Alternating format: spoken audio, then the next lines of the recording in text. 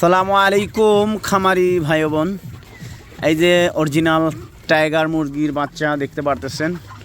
তো ইনশাআল্লাহ আর কিছুদিন গেলেই এই যে টাইগার ভরপুর টাইগার আছে ইনশাআল্লাহ। খুব গ্রোথ সুন্দর ভালো, কয়েকদিন গেলে ইনশাআল্লাহ ডিম দিতে পারবো। তারপর ওই পাশে আছে ফাউমি, জানেন আগে থেকেই ফাউমি করি। তো ইনশাআল্লাহ খুব সুন্দর সুস্থ সফল আছে। আর প্রশিক্ষণের জন্য এরকম 101 পিস বাচ্চা আনছি।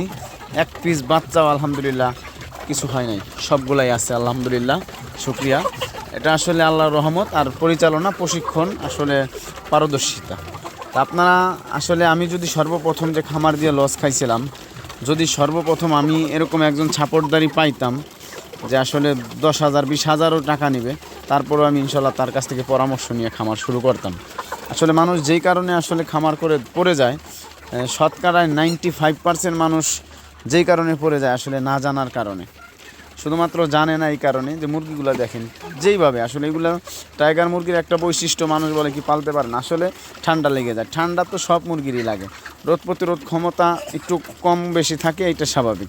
কিন্তু এটা আপনার যদি ম্যানেজমেন্ট ভালো থাকে, আপনি যদি পরিচালনা করতে পারেন, আপনার যদি প্রশিক্ষণ নেওয়া থাকে, অবশ্যই মুরগি সুস্থ থাকবে, সফল থাকবে। এই যে শীতের সময় বর্তমানে মুরগিগুলো সুস্থ আছে ইনশাআল্লাহ আলহামদুলিল্লাহ, জাযাকাল্লাহ, আল্লাহর কাছে শুকরিয়া।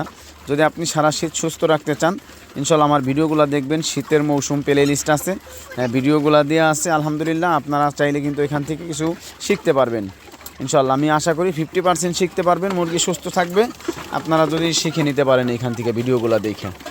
আর যদি পরিপূর্ণ শিখতে চান অবশ্যই ফোনে যোগাযোগ করবেন, পরামর্শ ট্রেনিং দেওয়া হয়, এটা একদম হাতে কলমে শিখাইয়ে দেওয়া হয়, শুধুমাত্র কিছু টাকার বিনিময় ইনশাআল্লাহ। কারণ আপনার দূর দূরান্তে বাড়ি হবে, আপনার বাড়ি যাইতে আমার 2-4 হাজার টাকা খরচই পড়বে। আমি যে একবার ছাড়া 2বার যাব, খরচ করব 2 দিন, আমার বাসায় কাজ মাইর যাবে আমার। এটা আপনি নিজে বুঝেন, ইনসাফ করে দিলেই হবে। আমি আসলে অত চাই না ইনশাআল্লাহ। যদি ভালো লাগে অবশ্যই ফোন করবেন। ভালো থাকবেন, সুস্থ থাকবেন।